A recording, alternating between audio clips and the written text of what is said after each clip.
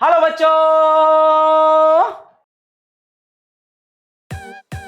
ये रात ना महकती अगर सितारे न होते, ये रात ना महकती अगर सितारे न होते, लहरें भी भटकती अगर किनारे न होते, लहरें भी भटकती अगर किनारे न होते। कहाँ जाते आप फरियाद लेकर, कहाँ जाते आप फरियाद लेकर, अगर हम जैसे सहारे न होते। तो बच्चों, स्वागत है आप सभी का हमारे एक अगले लेक्चर की तरफ। हम आज बढ़ने वाले हैं और आज की क्लास में हम बहुत कुछ interesting, important and board exam point of view में बहुत सारी ज़रूरी बातें सीखने वाले हैं। तो तैयार हो जाइए इस सफ़र के लिए।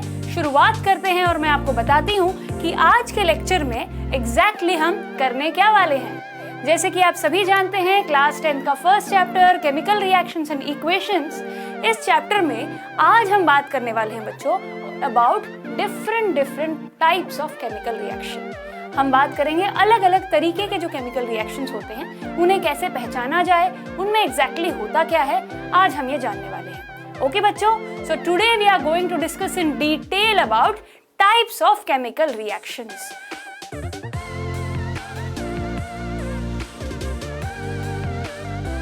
हमारे आसपास देखते हैं, let's see in our surroundings how many different kinds of reactions changes keep on happening. अगर आप अपने आसपास देखो तो कहीं ना कहीं किसी ना किसी चीज में आपको जरूर एक केमिकल रिएक्शन होता हुआ नजर आ जाएगा।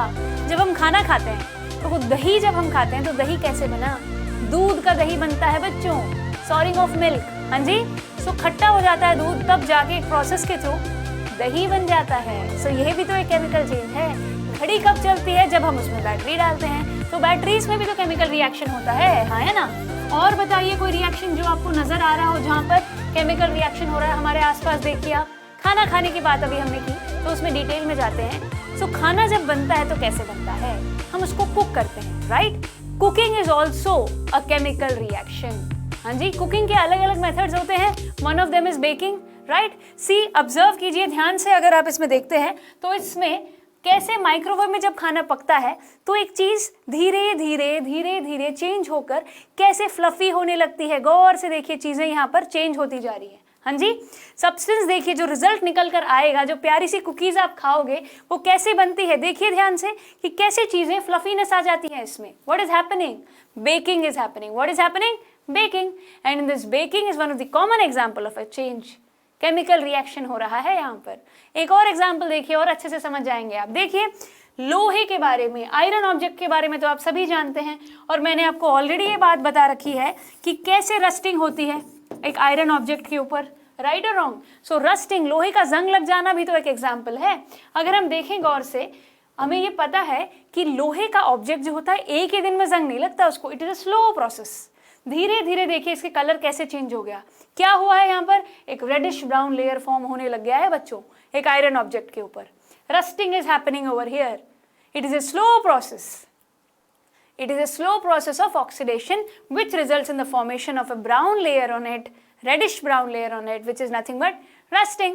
लोहे का जंग लगना भी एक एग्जाम्पल हो गया केमिकल रिएक्शन का। एक और इंटरेस्टिंग का एग्जाम्पल देख लेते हैं बच्चों। जब हम खाना खाते हैं, हमारे खाने के बहुत सारे प्रोडक्ट्स ऐसे होते हैं जो प्लांट बेस्ड होते हैं। We get food from plants as well, right, plants and animals. So plants को खाना कहाँ से मिलता है? सोच के देखिए। We get food from plants and animals. Then what about plants? How do they get their food? Yes, बिल्कुल सही समझा आपने। प्लांट्स अपना खाना खुद ही बना लेते हैं with the process of photosynthesis। तो देखिए फोटोसिंथेसिस के लिए क्या जरूरी है, गौर से देखिए। फोटोसिंथेसिस के लिए हमारे लिए एक्चुअल में होना क्या चाहिए? राइट, सही समझा आपने। सनलाइट अपने को बहुत जरूरी है। देखिए विदाउट सनलाइट क्या हो जाएगा? वो पौधा जो है बुझ जाएगा। But whereas as soon as the sunlight comes, it starts preparing its own food and then इसका रिजल्ट आप देख ही सकते हैं। हरी भरी सुंदर सी हरियाली हमारे आसपास नजर आती है। सो बच्चों, ये जो फोटोसिंथेसिस है इसमें भी केमिकल रिएक्शन हो रहा है। क्या हो रहा है बच्चों? Chemical reaction. These are some of the examples. ये हम कुछ ही एग्जाम्पल्स हमने अब डिस्कस किए हैं। There are many more in which chemical reaction is occurring. हमारे आसपास ऐसे बहुत सारी चीजें हैं जिनमें केमिकल रिएक्शन हो रहा है। सो अब हम जानेंगे कि ये जो केमिकल रिएक्शन होता है ये कितने प्रकार के होते हैं, कैसे होते हैं। एक एक करके अलग अलग टाइप्स को डिटेल में समझते हैं बच्चों। हमेशा याद रखो, जैसे कि इस संसार में अलग अलग तरीके के लोग होते हैं, उसी प्रकार से केमिस्ट्री में भी केमिकल रिएक्शंस भी अलग अलग तरह के होते हैं। हर काइंड को, every type you need to understand properly. This is the basic concept of chemistry. You should know how a chemical reaction occurs, okay, and what kind of chemical reaction it is। कौन से type का chemical reaction है भाई, यहाँ पे exactly हुआ क्या है। तो ये समझने के लिए सबसे पहले आपको जानने होंगे अलग अलग टाइप्स ऑफ केमिकल रिएक्शंस। उनके नाम जानते हैं सबसे पहले, इन टर्म्स को समझते हैं हम। रेडी, शुरू करें फिर जल्दी से। कितने टाइप्स ऑफ केमिकल रिएक्शंस है बच्चों, यहाँ पर देखिए 5। How many are they? 5। So let's discuss in detail one by one. पहला रिएक्शन देखिए, कॉम्बिनेशन रिएक्शन। नाम में ही लिखा है भाई, कॉम्बिनेशन रिएक्शन में क्या हो रहा है, कंबाइन हो रही हैं चीजें। क्या हो रहा है? कंबाइन हो रहा है। कंबाइन मतलब ऐड करना, हाँ जी, मिलावट होती है, हम ऐड करते हैं कुछ। सो कॉम्बिनेशन रिएक्शन हो रहा है, हम कुछ चीजें ऐड करते हैं उसमें, कंबाइन करते हैं। डिटेल में समझेंगे, एग्जाम्पल्स के साथ जानेंगे एग्जैक्टली कहाँ कहाँ और कैसे हम चीजें कंबाइन कर सकते हैं और एक कॉम्बिनेशन रिएक्शन हम डिनोट कर पाएंगे। Okay, number 2, decomposition reaction. क्या है बच्चों, गौर से देखिएगा। डीकम्पोजिशन रिएक्शन, डीकम्पोजिशन में होता क्या है, सोचिए जरा। डीकम्पोज वर्ड आपने पहले भी सुन रखा होगा बायोलॉजी में भी, है ना। यहाँ पर डीकम्पोजिशन का मतलब है टूट जाना, बिखर जाना, स्प्लिट हो जाना। क्या हो जाना बच्चों? स्प्लिट हो जाना। सो कॉम्बिनेशन में कंबाइन हो रहा है और डीकम्पोजिशन में स्प्लिट हो रहा है। क्या हो रहा है? स्प्लिट हो रहा है, टूट के बिखर रहा है। सो एक चीज आपने नोटिस की, कॉम्बिनेशन और डीकम्पोजिशन में जो काम हो रहा है बिल्कुल ऑपोजिट है। क्या है? बिल्कुल ही ऑपोजिट है ना। इसके बारे में डिटेल में समझेंगे हम। नंबर 3 देखते हैं हम। Number 3 is displacement reaction. What is it? Displacement reaction. नाम ही बहुत कुछ बता रहा है बच्चों, इसके नाम में ही समझने की बात है। डिस्प्लेसमेंट, प्लेस बदल रही है। क्या हो रहा है? प्लेस चेंज हो रहा है। सो डिस्प्लेसमेंट में प्लेस इज चेंजिंग। क्या हो रहा है बच्चों? Place is changing. ये बात याद रहेगी आपको, समझ आ चुकी है? Great, then let's move forward. Double displacement reaction. क्या है बच्चों ये? Double displacement reaction. नाम में देखिए, नाम में ही वजन है बच्चों।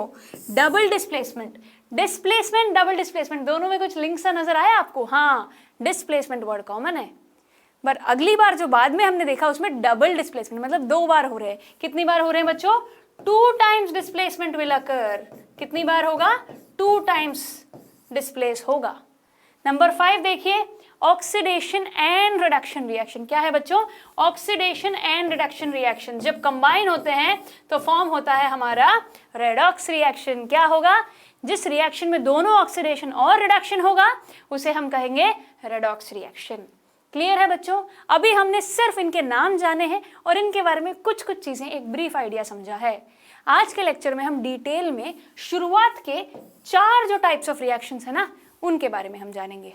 क्या है 4 reactions? Combination, decomposition, displacement and double displacement.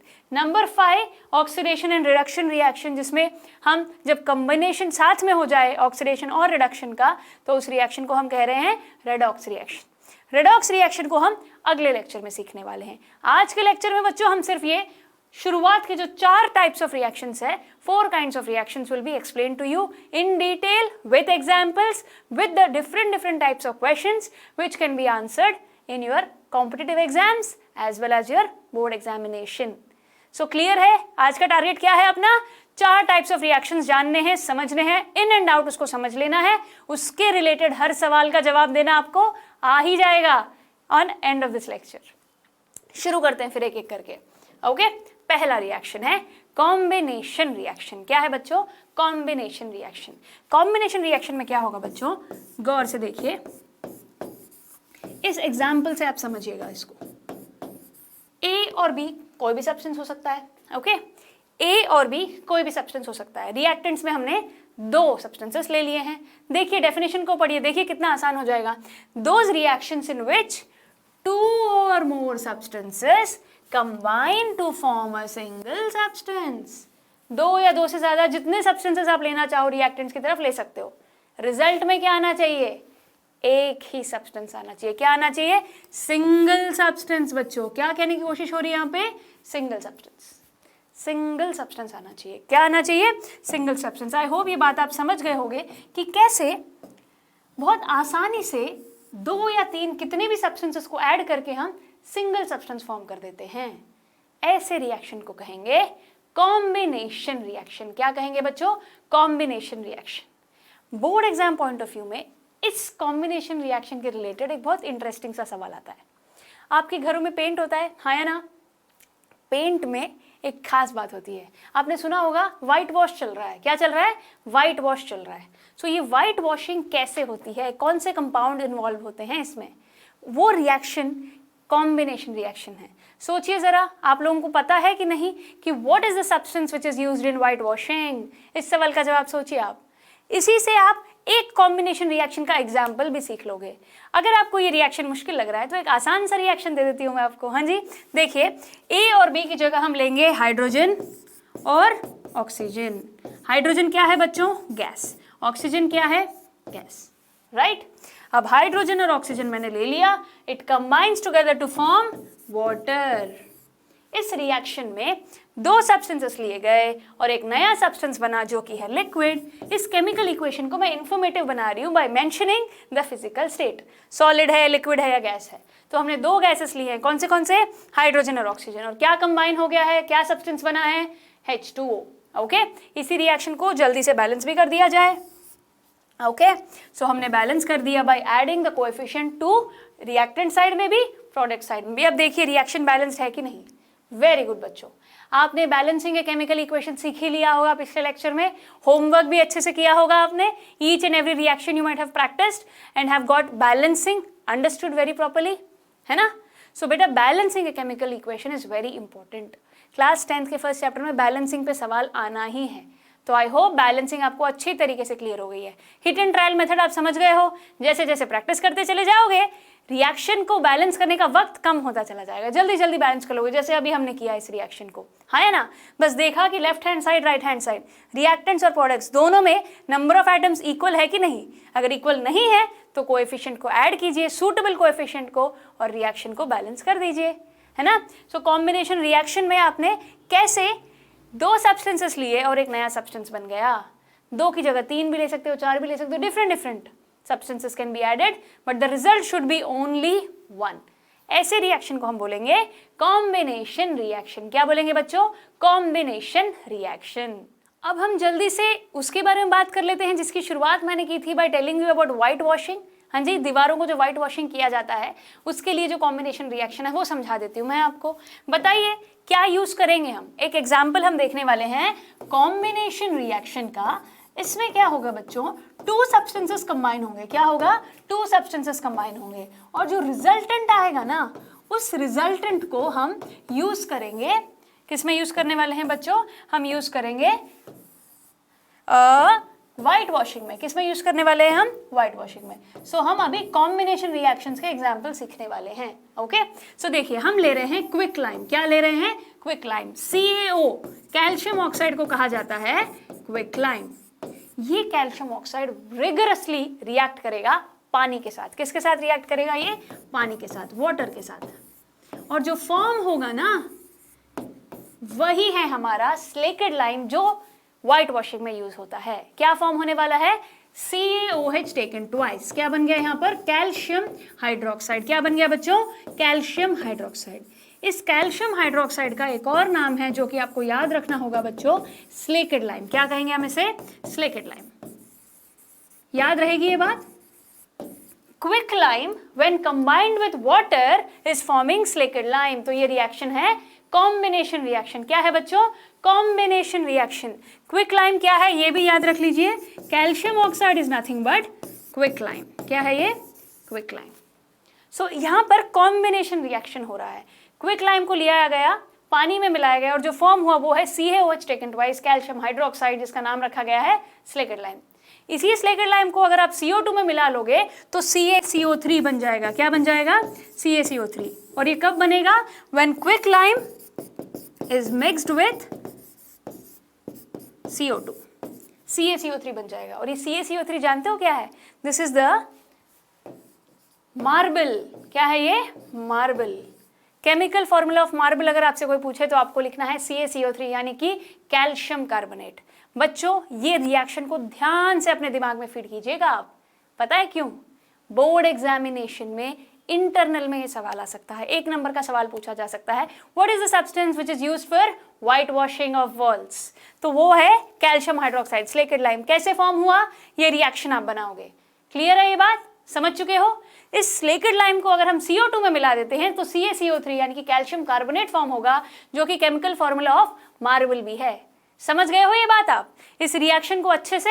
हाँ जी। तो इसके बारे में जो बात याद रखनी है वो है व्हाइट वॉशिंग। क्या याद रखोगे आप? White washing. सो आपने देखा कि एक कॉम्बिनेशन रिएक्शन में जो सब्सटेंस फॉर्म हुआ उसको हमने यूज कर दिया व्हाइट वॉशिंग ऑफ वॉल्स में। उसी सब्सटेंस को अगर हमने किसी और चीज में मिलाया तो कुछ और नया बन गया। सो इस स्लेकेट लाइम को हमने लिया और कार्बन डाइऑक्साइड में मिला लिया तो हमें मिला CaCO3। बेटा कैल्शियम कार्बोनेट कहते हैं इसे, जो कि है केमिकल फॉर्मूला ऑफ मार्बल। याद रहेगी ये बात, समझ चुके हो आप? बच्चों ये जो CaCO3 जब हम व्हाइट वॉशिंग अप्लाई करेंगे ना, व्हाइट वॉश करेंगे दीवारों पे, आपने देखा होगा कुछ वक्त लगता है चमक आने में, 2-3 दिन लगते हैं to show its actual colour. Actually वो जो चमक आती है कुछ दिन बाद ही आती है, क्योंकि ये जो स्लेकेट लाइम है अपना असर छोड़ जाता है फिर उस पर। समझ चुके हो ये बात? इसे हम यूज कर रहे हैं व्हाइट वॉशिंग ऑफ वॉल्स में। ये एक एग्जाम्पल है कॉम्बिनेशन रिएक्शन का। एक और एग्जाम्पल मैं कॉम्बिनेशन रिएक्शन का बता देती हूँ आपको, बर्निंग ऑफ कोल। हाँ जी, बर्निंग ऑफ कोल। कोल में कार्बन होता है, कार्बन को ऑक्सीजन, बर्निंग होगी तो वो ऑक्सीजन ले लेगा। हाँ जी, burning of coal, C+O2 will give you CO2। Carbon and oxygen combine together to form CO2। बहुत सिंपल रिएक्शन है, हाँ है ना? So burning of coal is also an example of combination reaction. ये मैं मेंशन कर देती हूँ आपको। एक और एग्जाम्पल है बर्निंग ऑफ कोल। एक और एग्जाम्पल आ गया ये हमारा कॉम्बिनेशन रिएक्शन का। तो बच्चों ये अच्छे से आप इसको नोट कर लीजिएगा, ये रिएक्शन बहुत ज़्यादा ज़रूरी है। सो मैंने अभी आपको कॉम्बिनेशन रिएक्शन के कुछ एग्जाम्पल्स दिए हैं। स्लेकेट लाइम फॉर्म होता है, CaCO3 फॉर्म होता है यानी कि marble, and how CO2 is forming burning of coal, right? अब कुछ और एग्जाम्पल्स देख लीजिएगा आप, कॉम्बिनेशन रिएक्शंस के कुछ और एग्जाम्पल्स अब हम देखेंगे। ओके स्टूडेंट्स, आई होप कि कॉम्बिनेशन रिएक्शंस के सारे एग्जाम्पल्स आपने नोट कर लिए होंगे। अब हम बात करेंगे अगले टाइप ऑफ रिएक्शन की, जो कि है डीकंपोजिशन रिएक्शन। नाम में क्या है बच्चों? डीकंपोज। डीकंपोज मतलब स्प्लिट अप हो जाना। सो आसानी से समझ जाएंगे आप, देखिए यहाँ पर गौर से। In the reactions in which a compound splits up into 2 or more simpler substances, then that reaction will be called as decomposition reaction। क्या हो रहा है बच्चों? एक सब्सटेंस है यानी कि एक कंपाउंड है। क्या है? एक कंपाउंड है। इस कंपाउंड को हम स्प्लिट कर रहे हैं 2 या 3, जितने चाहे उतने सब्सटेंसेस में, 2 or more substances। एक कंपाउंड स्प्लिट अप हो गया 2 or more substances में। इसको कहेंगे, इस रिएक्शन को हम कहेंगे डीकंपोजिशन रिएक्शन। अब बच्चों आपका अगला सवाल क्या होना चाहिए? क्यों भाई, कैसे डिकम्पोज करे? ऐसा क्या करे जिस वजह से एक कंपाउंड बिखर के 2-3 सब्सटेंसेस में बन जाए? क्या होगा? बिल्कुल सही सोच रहे हो आप। बताइए क्या ऐड करने पर A+B हो जाएगा?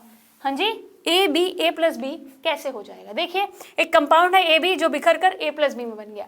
प्रोडक्ट्स हमारे 2 आ गए हैं, A और B।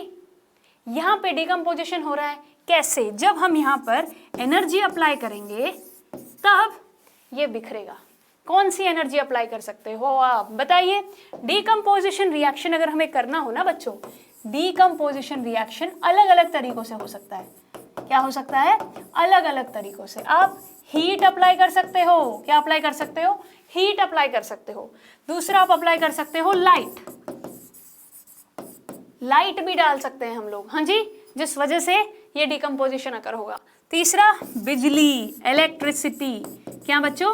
Electricity. So a decomposition can occur by these 3 means, heat, light and electricity.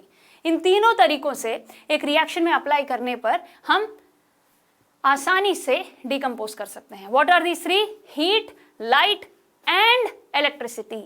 So बच्चों 10th क्लास में आपको हीट, लाइट और इलेक्ट्रिसिटी, इन तीनों के एग्जाम्पल्स जानने होंगे। क्या? इन तीनों के एग्जाम्पल्स जानने होंगे। कौन से रिएक्शंस में हीट होने पर स्प्लिट अप हो रहा है।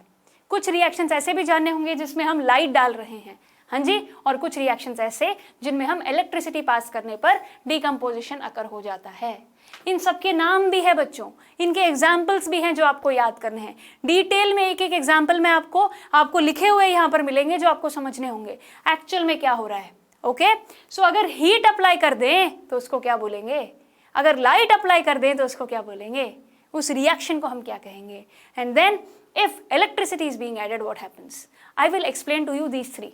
ओके, समझ गए हो ना आप डिकम्पोजिशन क्या होता है। एक कंपाउंड स्प्लिट हो रहा है into different substances. It can be done by using heat, light और electricity.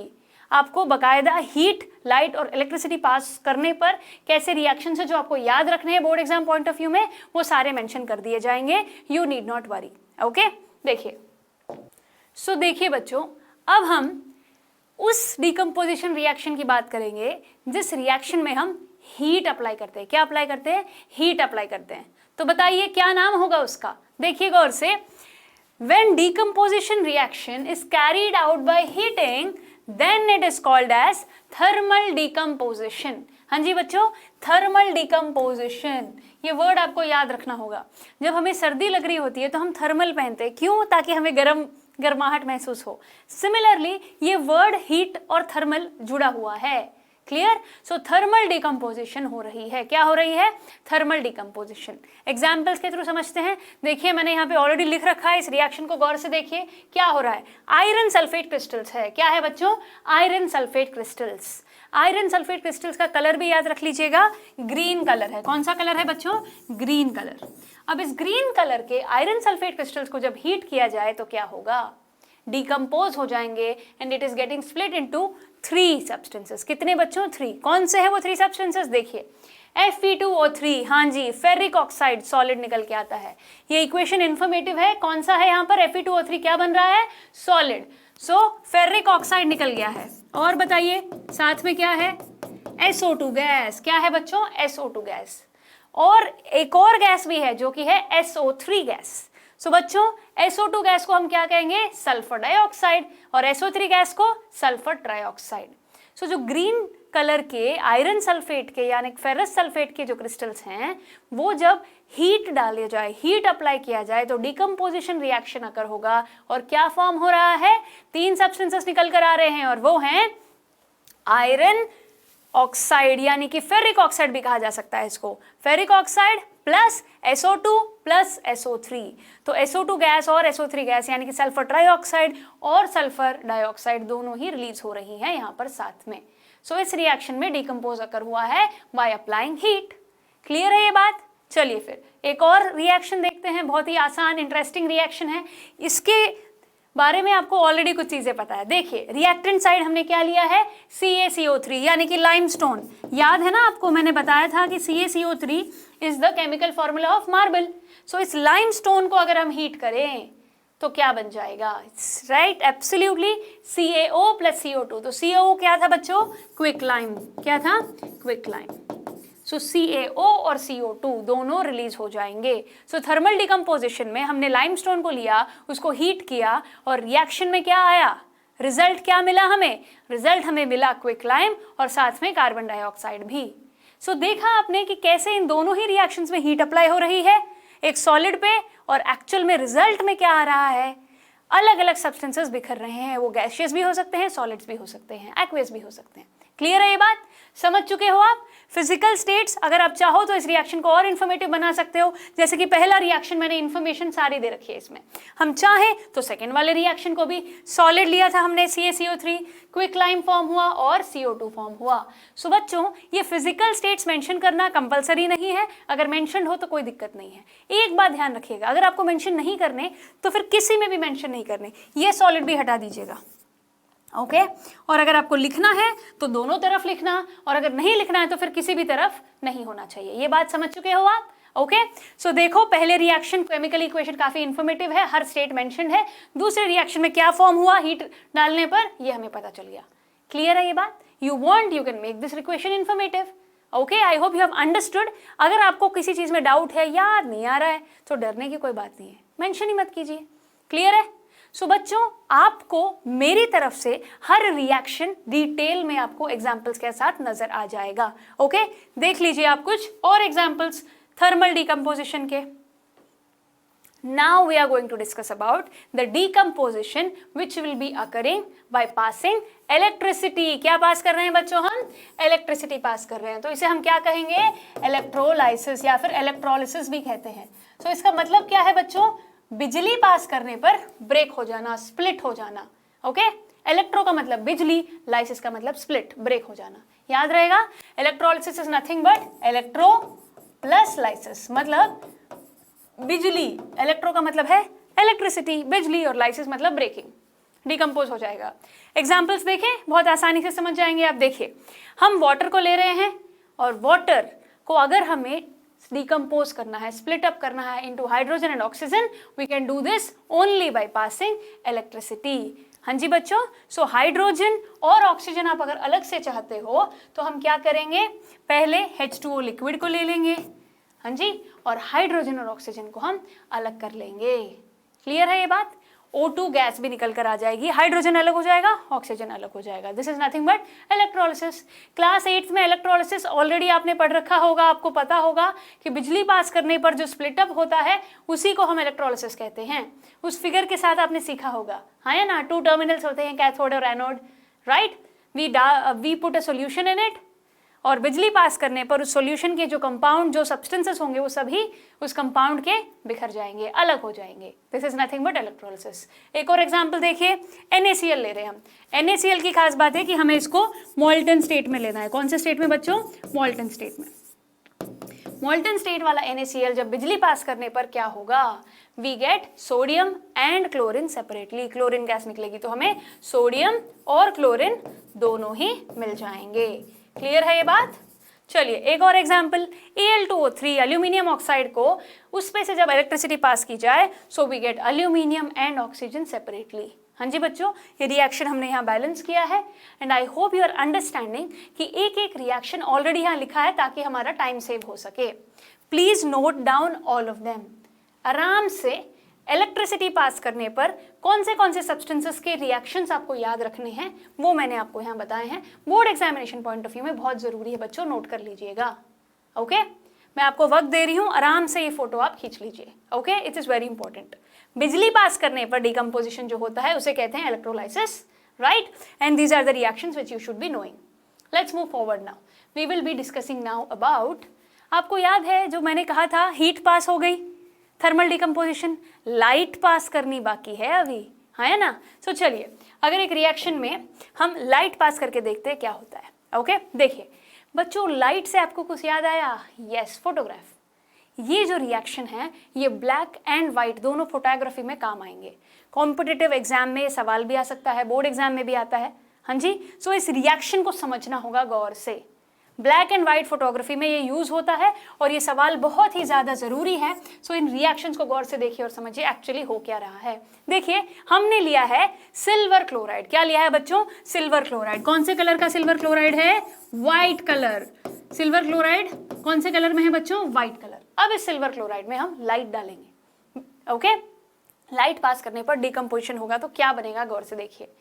Silver chloride will be split up into silver and chlorine. देखिए, सिल्वर और क्लोरीन दोनों सेपरेट हो गया है। यहाँ पर जो खास बात है जो आपको याद रखनी है वो है इनके कलर्स। ओके, तो सिल्वर का कलर होगा ग्रेइश व्हाइट, हाँ है ना? सिल्वर का कलर होगा ग्रेइश व्हाइट, और जो साथ में क्लोरीन निकलेगा उसका कलर होगा बच्चों येलोइश ग्रीन कलर।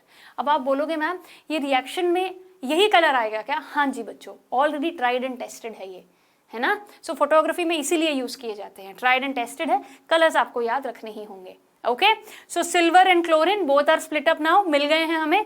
तो सिल्वर का कलर ग्रेइश व्हाइट होता है और क्लोरीन का colour yellowish green, chlorine gas का। Okay, now move forward, one more AgBr। पहले हमने सिल्वर क्लोराइड लिया, अब हम सिल्वर ब्रोमाइड ले रहे हैं। क्या ले रहे हैं बच्चों? Silver bromide. और यहाँ पर हमने लिया सिल्वर क्लोराइड। सिल्वर ब्रोमाइड पे अगेन सेम थिंग, बिजली पास करते हैं, सॉरी बिजली नहीं, लाइट पास करने वाले हैं। क्या पास करने वाले हैं? लाइट पास करने वाले। लाइट पास करके डिकम्पोज होगा, देखो क्या बना, बना सिल्वर और ब्रोमिन। डिकम्पोज हो गया, वो कंपाउंड स्प्लिट अप हो गया into two substances, silver and bromine. So colour याद रख लीजिएगा, सिल्वर को आप जानते ही हैं ग्रेश व्हाइट कलर का होता है, और जो ब्रोमीन गैस निकलेगी वो होगी बच्चों रेडिश ब्राउन कलर की। याद रहेगी ये बात। सो ये जो दोनों रिएक्शंस है अच्छे से इन्हें नोट कर लीजिए, क्योंकि ये आपके काम आने वाले हैं। सवाल आ सकता है ब्लैक एंड व्हाइट फोटोग्राफी में क्या हो रहा है, रिएक्शन लिख के बताइएगा।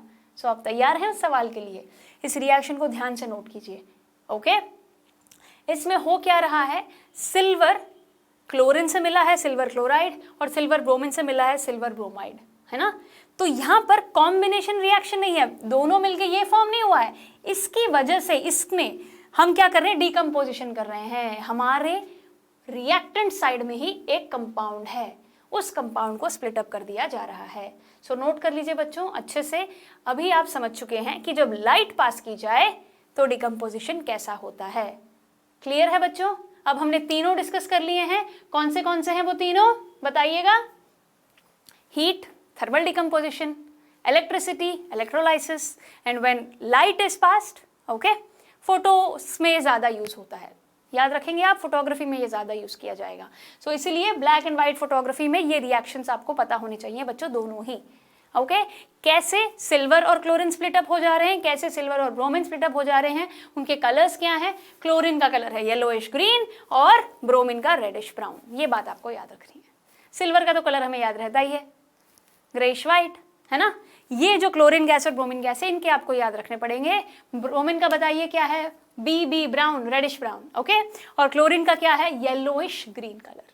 याद रहेगा, एल है क्लोरीन में। याद करने का तरीका बता रही हूं मैं आपको, क्लोरीन में भी एल है, येलो में भी एल है। सिंपली आप याद कर सकते हैं, क्लोरीन हुआ yellowish green colour, yellowish green colour. याद रहेगा बच्चों?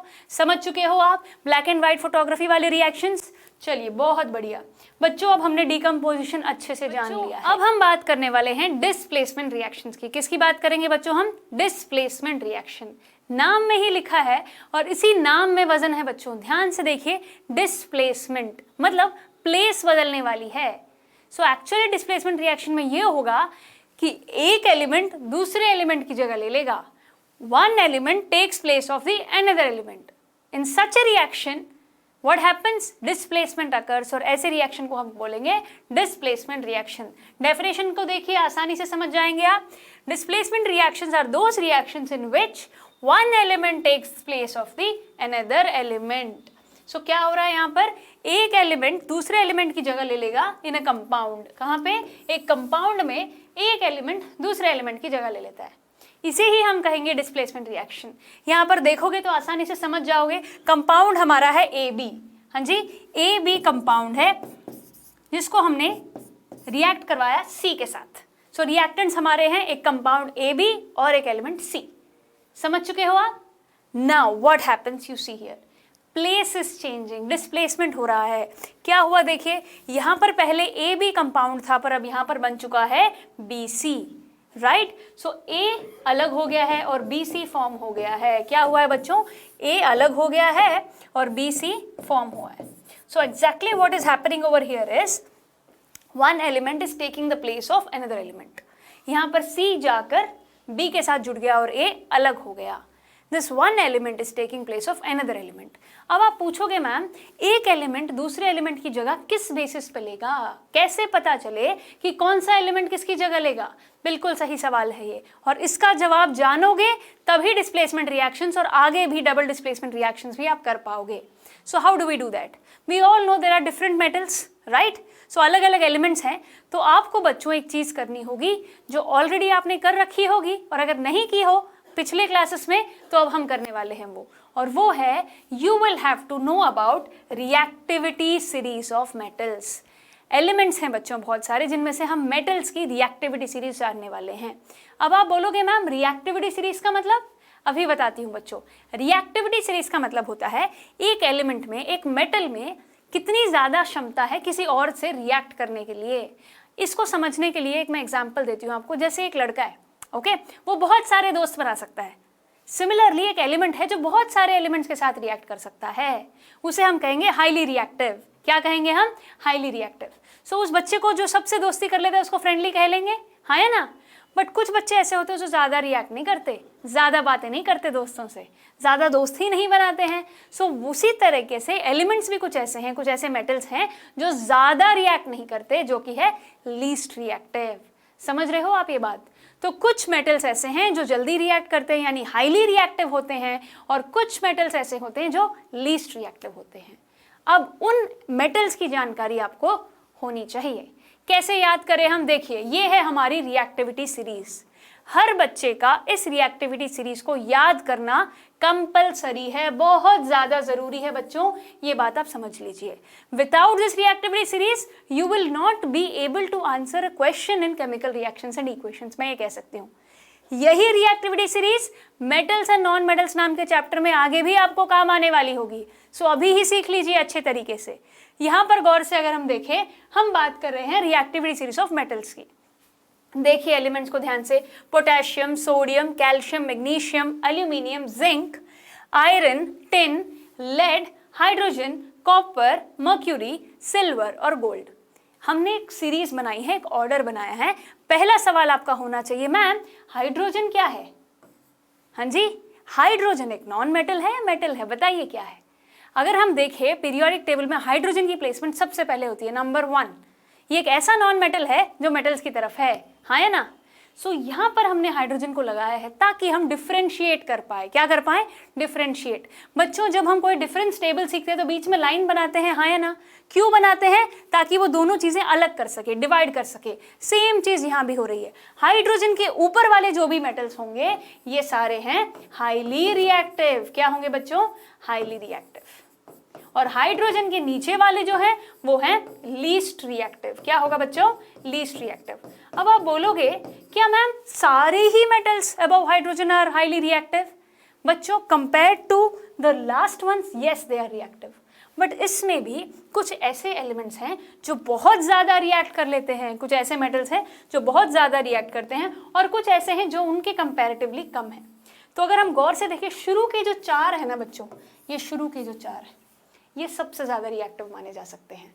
उसके बाद में बाकी जो मॉडरेटली रिएक्टिव माने जा सकते हैं। Okay, so these are highly reactive and the remaining ones are moderately reactive. Okay, समझ चुके हो ये बात आप? सो इस सीरीज को याद रखना होगा बच्चों, हमें इस सीरीज को याद रखना होगा। जैसे कि सबका इस सीरीज को याद करने का अपना अपना तरीका है। कोई इसको अपने घर वालों के नाम से याद रख सकता है, कोई अपनी पर्सनल मदर टंग में याद कर सकता है, कोई तेलुगु में, कोई इंग्लिश में, कोई हिंदी में। It's up to you how you want to remember it. बहुत सारे निमोनिक्स मिल जाएंगे आपको, इसको याद करने के अलग अलग तरीके मिल जाएंगे। फॉर एग्जाम्पल, मैंने इसको तेलुगु में याद कर रखी है, आपकी मर्जी होगी आप उसको किस तरीके से याद करें। Everybody have their own way of remembering things and now this is your turn, you have to remember it on your way. जैसा तरीका आपको ठीक लगे वो आप यूज कर सकते हो। समझ गए हो आप? आपको ये सीरीज याद करनी होगी and you have to understand that the elements which are above hydrogen are more reactive and the elements which are below, यानी कि the metals which are below hydrogen are least reactive. बच्चों, metals की बात हो रही है यहाँ पर, ध्यान रखिएगा। ये है रिएक्टिविटी सीरीज ऑफ मेटल्स। तो मेटल्स की हम बात कर रहे हैं, कौन से मेटल ज्यादा रिएक्टिव है, कौन से मेटल्स कम रिएक्टिव है, ये हमें जानना है। ओके, सो इस सीरीज से ही हम समझ पाएंगे। अब एक बात बताओ बेटा, अगर आप क्लास 10th में हो तो क्लास 7th का सवाल का जवाब आप दे सकते हो ना? बिल्कुल दे सकते हैं। 10th का बच्चा 7th के सवाल का जवाब दे सकता है, पर क्या 7th का बच्चा 10th के सवाल का जवाब दे सकता है? नहीं। सो हाईली रिएक्टिव जो एलिमेंट है वो लीस्ट रिएक्टिव की जगह ले पाएगा, पर least reactive metal highly reactive की जगह नहीं ले पाएगा। ये लॉजिक आपको समझना होगा यहाँ पर। सो जो मेटल ऊपर है, हाईली रिएक्टिव है, वो नीचे में से किसी भी मेटल को डिस्प्लेस कर सकता है। जो मेटल नीचे है वो जो मेटल ऊपर वाले जो मेटल्स है वो डिस्प्लेस उसको नहीं कर पाएगा। क्या ये बात आप समझ चुके हो? इसी कंफ्यूजन को दूर करने के लिए मैंने आपको क्लास वाला एग्जाम्पल दिया है, 7th स्टैंडर्ड बच्चा और 10th स्टैंडर्ड का बच्चा। हाँ जी, अब समझ चुके हो ना आप? So highly reactive element can easily take the place of least reactive element, whereas element which is less reactive will not be able to displace the highly reactive element, या फिर highly reactive metal हम कह सकते हैं। ये बात आप समझ चुके हो यहाँ पर? सो देखते हैं इसी सीरीज के दम पर हम कैसे अलग अलग डिस्प्लेसमेंट रिएक्शंस कर पाएंगे। Let's see some examples. Number 1, copper sulphate is reacting with zinc. तो जब जिंक से कॉपर सल्फेट रिएक्ट होता है तो क्या हो रहा है, समझिएगा जरा। जिंक हाईली रिएक्टिव है, कॉपर से जिंक है highly reactive, so zinc copper की जगह ले लेगा बच्चों। Because zinc is highly reactive than copper, so zinc will take the place of copper और डिस्प्लेसमेंट रिएक्शन होगा और हम फॉर्म करेंगे, रिजल्ट क्या होगा, प्रोडक्ट्स क्या होगा, देखिए बच्चों, जिंक सल्फेट प्लस कॉपर। सो कॉपर एलिमेंट अलग निकल जाएगा और हम जिंक सल्फेट प्रोडक्ट को देखेंगे। सो जिंक सल्फेट बेटा एक कलरलेस सॉल्यूशन होगा, क्या होगा, कलरलेस सॉल्यूशन। क्लियर है ये बात, समझ चुके हो आप। What happens here, displacement is occurring, zinc is highly reactive than copper, so zinc take the place of copper. दूसरा एग्जाम्पल देखिए, यहां पर भी कॉपर सल्फेट है और मैग्नीशियम ले रखा है हमने। सो मैग्नीशियम भी कॉपर से हाईली रिएक्टिव है, तो मैग्नीशियम यहां पर कॉपर की जगह ले लेगा। सो ब्लू कलर का जो कॉपर सल्फेट होता है, जब सिल्वरी व्हाइट मैग्नीशियम से मिलता है तो क्या फॉर्म होता है, एक colourless solution magnesium sulphate form हो जाएगा। क्या फॉर्म आ जाएगा बच्चों, मैग्नीशियम सल्फेट, और कॉपर अलग से निकल जाएगा रेडिश ब्राउन कलर का।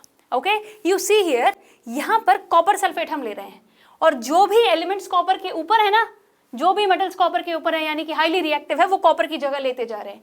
यहाँ पर जिंक भी कॉपर से ज्यादा रिएक्टिव है, मैग्नीशियम भी कॉपर से ज्यादा रिएक्टिव है, सिमिलरली आयरन भी कॉपर से ज्यादा रिएक्टिव है, इसीलिए वो डिस्प्लेस करके आयरन सल्फेट और कॉपर फॉर्म करता है। समझ चुके हैं ये बात आप। Have you understood how displacement is occurring over here?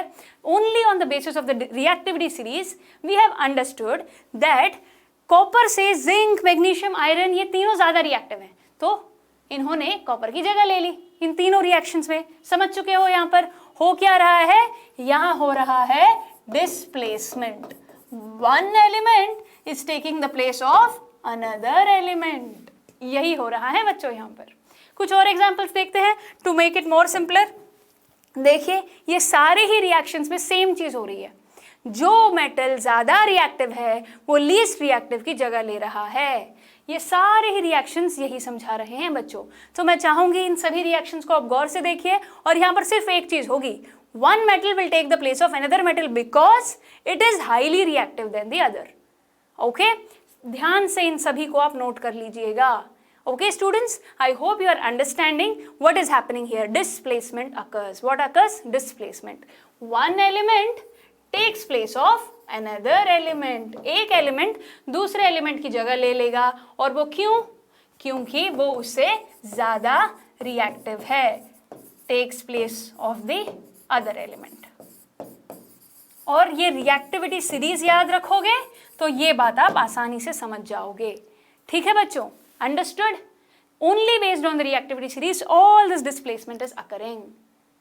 समझ चुके हैं हम ये बात। डिस्प्लेसमेंट रिएक्शन क्लियर है, one element takes place of the another element. Okay, and this is because only displacement तभी अकर होगा जब वो मेटल हाईली रिएक्टिव हो, तभी वो लीस्ट रिएक्टिव की जगह लेगा। अगर ये उल्टा हो जाए तो रिएक्शन विल नॉट अकर, होगा ही नहीं कुछ, क्योंकि डिस्प्लेसमेंट अकर ही नहीं होगा। Least reactive metal will not be able to take the place of highly reactive metal. ये बात हम समझ गए हैं बच्चों। आगे बढ़े फिर, डिस्प्लेसमेंट रिएक्शंस क्लियर हैं। ये सारे रिएक्शंस की फोटो अगर आप खींचना चाहो, नोट करना चाहो, इट वुड बी बेटर। जितने रिएक्शंस प्रैक्टिस करोगे उतनी आसानी हो जाएगी आपको डिस्प्लेसमेंट रिएक्शंस को समझने में। ठीक है बच्चों, आगे बढ़ते हैं आप, और अब हम बात करेंगे डबल डिस्प्लेसमेंट रिएक्शन की। क्या होने वाला है यहाँ पर डबल डिस्प्लेसमेंट रिएक्शन में, गौर से देखिएगा। जो बेसिक बात है जो आपको याद रखनी है यहाँ पर वो ये है कि यहाँ पर एक्सचेंज ऑफ आयॉन्स हो रहे हैं to form the new compounds. What is happening? Exchange of ions. तो जिन रिएक्शंस में दो कंपाउंड्स में आयॉन्स एक्सचेंज हो जाए और नए कंपाउंड बन जाए, वही है हमारा डबल डिस्प्लेसमेंट रिएक्शन। पढ़िए इसको। Double displacement reactions are those reactions in which two compounds react. How are they reacting? बिल्कुल सही कहा, by exchange of ions. Ions की अदला बदली, एक्सचेंज हो जाना। क्यों हो रहे हैं ये एक्सचेंज? ताकि नए कंपाउंड्स बन जाएं, और इसे ही हम कहेंगे डबल डिस्प्लेसमेंट रिएक्शन। यहाँ पर देखिए, AB नाम का एक कंपाउंड है, CD नाम का एक कंपाउंड है। दो कंपाउंड्स ले लिए हैं रिएक्टेंट साइड में, AB and CD। What happens now? If you see carefully, ions exchange हो गए हैं, A और B स्प्लिट हो गए, C और D स्प्लिट होके जाकर मिले किससे हैं? देखिए, A जाकर आयॉन D से और B जाकर मिल गया है C से। AD प्लस BC फॉर्म हो गया है। समझ चुके हो ये बात आप?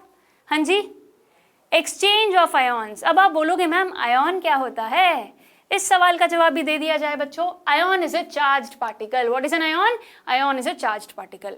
तो प्लस चार्ज हो सकता है, माइनस चार्ज हो सकता है, राइट? कैटायन और एनायॉन्स होते हैं, हाँ है ना? सो प्लस चार्ज और minus charge. Double displacement reactions को और डिटेल में हम जानेंगे कुछ एग्जांपल्स के साथ। सो बच्चों, डबल डिस्प्लेसमेंट रिएक्शन की एक खास बात है जो आपके दिमाग में अब फीड हो जानी चाहिए कि हर डबल डिस्प्लेसमेंट रिएक्शन में प्रेसिपिटेट कम्स आउट, एक प्रेसिपिटेट बनेगा। देखिए, in a double displacement reaction occurs in the solution and one of the product being insoluble and precipitate comes out. Precipitation reaction पढ़ा था हमने, याद है आपको? उसमें क्या कहा था कि प्रेसिपिटेट बाहर निकलता है, इनसॉल्युबल प्रोडक्ट निकलता है। सो जो डबल डिस्प्लेसमेंट रिएक्शंस होते हैं उनमें प्रेसिपिटेट फॉर्म होता है बच्चों। प्रेसिपिटेट का कलर याद रखना है, ये भी कहा था मैंने आपको। चलिए फिर इन एग्जांपल्स में देखते हैं कौन सा प्रेसिपिटेट फॉर्म हो रहा है और कलर क्या है इनका। नंबर 1, पहला एग्जांपल देखिए बच्चों, AgNO3। सिल्वर नाइट्रेट को हमने मिलाया सोडियम क्लोराइड से। किससे मिलाया? सोडियम क्लोराइड से। जो दो compound which are reacting are silver nitrate and sodium chloride. What will happen now? Simple, exchange of ions occur. देखो क्या हो रहा है, AgCl से मिल रहा है, हाँ जी, और NO3 Na से। What happens here? Ag plus और Cl माइनस, ये दोनों मिल जाते हैं और AgCl फॉर्म हो जाता है। सिमिलरली Na और NO3 फॉर्म हो जाएंगे। Sodium ion is going to combine with nitrate ion, NO3 ion से मिल जाएगा और सोडियम नाइट्रेट फॉर्म करेगा। और खास बात क्या है, यहाँ पे प्रेसिपिटेट क्या है, उसका कलर क्या है, ये याद रखना है आपको। देखिए इस रिएक्शन में AgCl, silver chloride is white in colour, white colour का प्रेसिपिटेट नीचे फॉर्म हो जाएगा। क्लियर है ये बात? ओके, ये रिएक्शन हम ऑलरेडी पहले भी देख चुके हैं बच्चों, ओके, प्रेसिपिटेशन रिएक्शंस के एग्जांपल्स में। अब दूसरा रिएक्शन देखते हैं। Barium chloride is combining with sodium sulphate. तो दो कंपाउंड क्या है हमारे, BaCl2, बेरियम क्लोराइड और सोडियम सल्फेट। अब क्या होगा यहाँ पर, एक्सचेंज ऑफ आयॉन्स हो जाएगा, डबल डिस्प्लेसमेंट हो जाएगा। क्या? बेरियम ले रहा है सल्फेट की जगह, है ना, सल्फेट से मिल जाएगा। क्या हो रहा है, एक्सचेंज ऑफ आयॉन्स। जैसे कि मैंने कहा इन दोनों में एक्सचेंज हो जाएगा, NaCl से जुड़ जाएगा, बेरियम सल्फेट आयन से जुड़ जाएगा, हाँ जी। सो BaSO4 फॉर्म होगा। Ba, बेरियम की वैलेंसी +2, सल्फेट आयन की वैलेंसी है -2, सो चार्ज है एक पे +2 एक पे -2, हाँ जी, वैलेंसी हमें याद रहेगी, तो मिलकर बन जाएगा बेरियम सल्फेट यानी कि BaSO4 and then we also get NaCl with us. So जब NaCl बन गया है, अब बताइए प्रेसिपिटेट क्या है। यहाँ पर प्रेसिपिटेट है barium sulphate and barium sulphate का कलर होगा बच्चों व्हाइट। कौन सा कलर होगा? White. So you need to remember, silver chloride reaction में जब फॉर्म हुआ प्रेसिपिटेट वो भी व्हाइट कलर का है, बेरियम सल्फेट भी व्हाइट कलर का ही है बच्चों। आगे बढ़े, कुछ और रिएक्शंस देखते हैं, जरूरी रिएक्शंस, ताकि आपको डबल डिस्प्लेसमेंट रिएक्शन क्लियर हो जाए। देखिए, we are taking copper sulphate with H2S, okay? Copper sulfate when combines with H2S, what happens? See, the exchange of ions is occurring. Copper gets linked with sulfur and sulfate ion with hydrogen. Hydrogen और sulphate ion मिलेगा तो क्या form होगा? बिल्कुल सही कहा, sulphuric acid, H2SO4 form हो जाएगा। तो जो बचा, जो प्रेसिपिटेट है वो क्या होगा? यस, CuS, कॉपर सल्फाइड हम इसे कहेंगे। क्या कहेंगे? Copper sulphide, okay. Cu+2 S-2, ये दोनों कंबाइन हुए और कॉपर सल्फाइड बन गया। बच्चों ध्यान से कलर नोट कर लीजिए अपने दिमाग में, ज्यादातर प्रेसिपिटेट्स के कलर व्हाइट होते हैं, बट इसका कलर है ब्लैक। कौन सा कलर है बच्चों? Black precipitate. जो कलर्स अलग होते हैं ना, they need to be known more carefully, right? So copper sulphide form हुआ है जो हमारा प्रेसिपिटेट है और उसका कलर है black. Moving on, next reaction, aluminium chloride को हमने ले लिया है, अमोनियम हाइड्रोक्साइड को हमने ले लिया है, AlCl3 विथ NH4OH। अब बताइए क्या बनेगा? अल्यूमिनियम हाइड्रोक्साइड से मिल जाएगा और क्या बन जाएगा? अल्यूमिनियम हाइड्रोक्साइड बन गया। क्या बन गया बच्चों? AlOH taken thrice. कैसे बना? अल्यूमिनियम की वैलेंसी बिल्कुल सही कहा, +3, OH आयन की -1, both of them combine together and form aluminium hydroxide यानी कि AlOH taken thrice which is a white precipitate, और साथ में NH4Cl अमोनियम क्लोराइड भी निकल आएगा। ये वही रिएक्शन है, याद है ना बच्चों आपको? अल्यूमिनियम हाइड्रोक्साइड का कलर व्हाइट। क्लियर, आगे बढ़े, चलिए। Number 5, lead nitrate is reacting with potassium iodide. बच्चों रिएक्टेंट्स आप देखो ध्यान से, हाँ जी, और करना क्या है, आयोन्स को एक्सचेंज करना है। तो लेड जाकर मिल जाएगा आयोडीन से और नाइट्रेट आयोन जाके मिल जाएगा पोटेशियम से, और जो फॉर्म होगा वो होगा lead iodide plus potassium nitrate. Okay students, so you have to understand exactly in double displacement reaction what is happening is exchange of the ions. exchange होगा तो दो जगह चेंज होगी ना, इसलिए डबल डिस्प्लेसमेंट रिएक्शन। हाँ जी बच्चों, सारे रिएक्शंस नोट कर लीजिए अच्छे से, कलर्स के साथ अपने दिमाग में फीड कर लीजिए। ये PbI2 वाला रिएक्शन येलो प्रेसिपिटेट हमने ऑलरेडी डिस्कस कर रखा है बच्चों, हमने बात की थी इसके बारे में precipitation reactions के example में, right or wrong? So I hope all these reactions are clear to you and you have understood कि हुआ क्या है exactly यहाँ पर, exchange of ions हुआ है। डबल डिस्प्लेसमेंट और डिस्प्लेसमेंट में फर्क आपको समझ आ ही गया होगा बच्चों। Great, then let's move forward. So आज की क्लास में क्या क्या है सीखा, बताइए जरा। हमने टाइप्स ऑफ केमिकल रिएक्शंस का जिक्र किया। किसका जिक्र किया, types of chemical reactions. So totally वैसे तो होते हैं 5 टाइप के, कितने बच्चों, 5 टाइप के। एंडोथर्मिक और एक्सोथर्मिक रिएक्शन भी होते हैं, उसमें हमें पता ही है और ऑलरेडी डिस्कस कर चुके हैं कि हीट जिसमें रिलीज होती है वो होगा एक्सोथर्मिक रिएक्शन, और हीट जिसमें एब्जॉर्ब होती है उसे हम कहेंगे एंडोथर्मिक रिएक्शन। और मैंने आपको एनर्जी और रिएक्शन कोऑर्डिनेट्स के ग्राफ से भी आपको वो बात डिटेल में समझा दी है। जो बेसिकली जो 5 काइंड्स ऑफ केमिकल रिएक्शंस जिनकी हम बात कर रहे हैं, कौन से हैं वो, नाम बताइए जरा। हाँ, कॉम्बिनेशन। सबसे पहले हमने 2 या 3 अलग अलग सब्सटेंस, 2 और मोर देन 2 सब्सटेंसेस को कंबाइन कर दिया और जो प्रोडक्ट बना वो सिंगल बना। सो हमने 2 चीजों को मिलाया और एक नई चीज बना दी। This is nothing but combination reaction. याद है ना, H2 plus O2 have given you H2O, hydrogen plus chlorine have given you hydrochloric acid, hydrochloride, है ना, समझ चुके हो बात।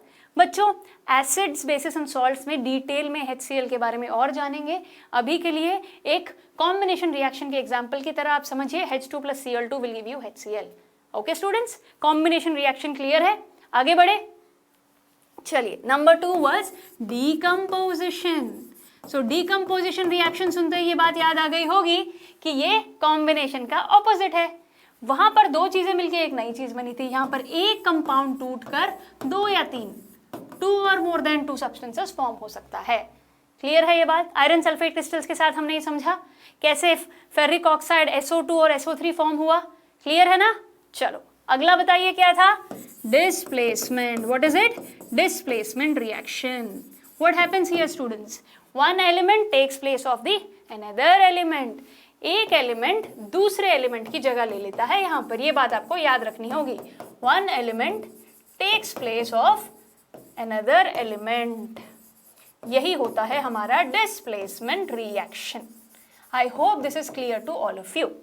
ओके क्लियर, आगे बढ़े।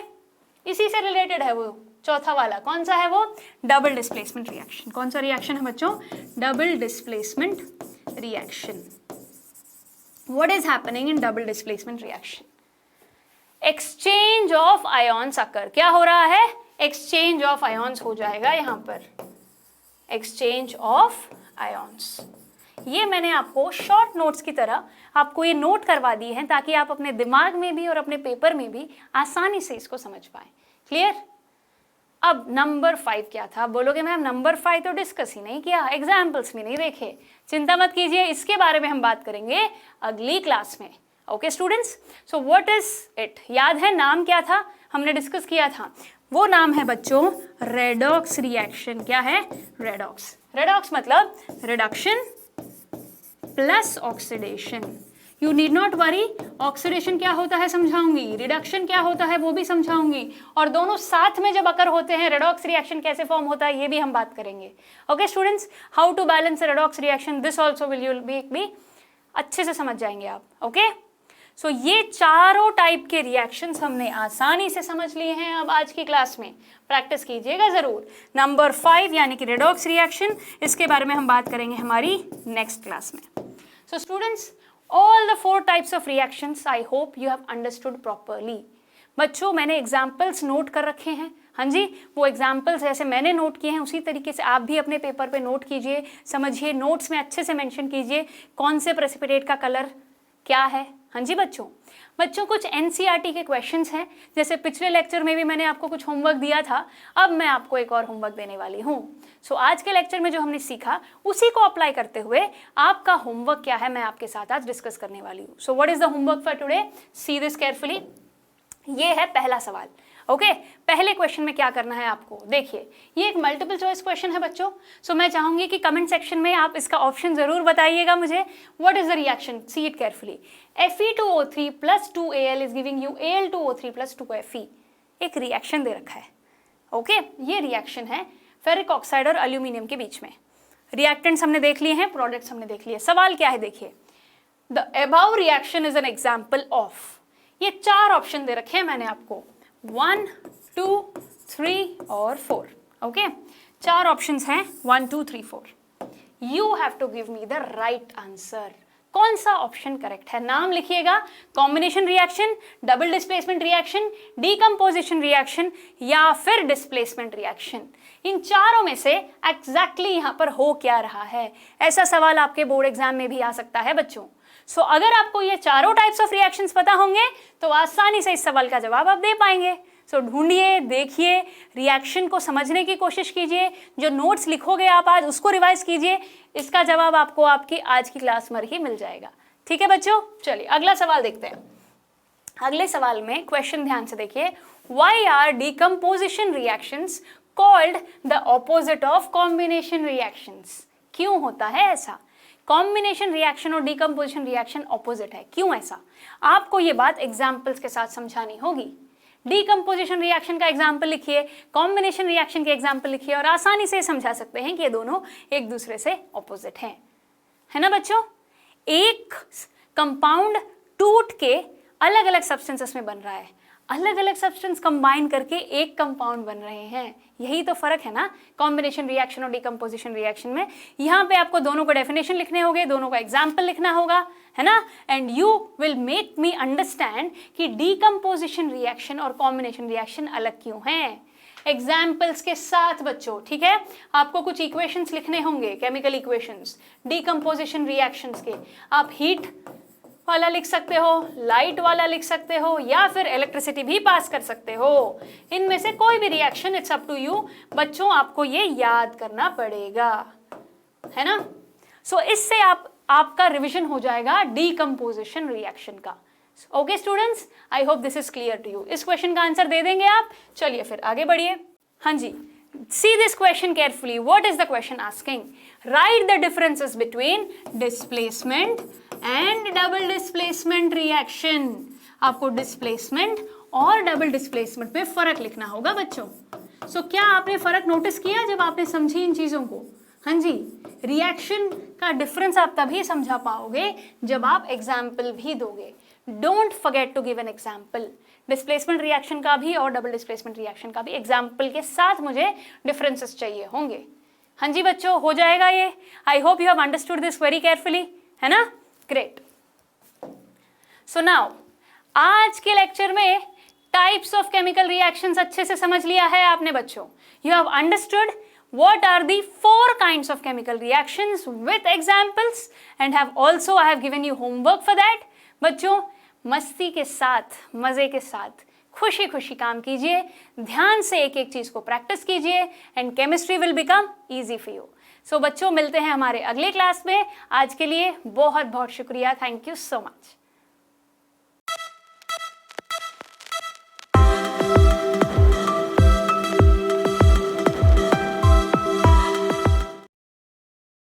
पढ़ाई करते रहें। All the very best.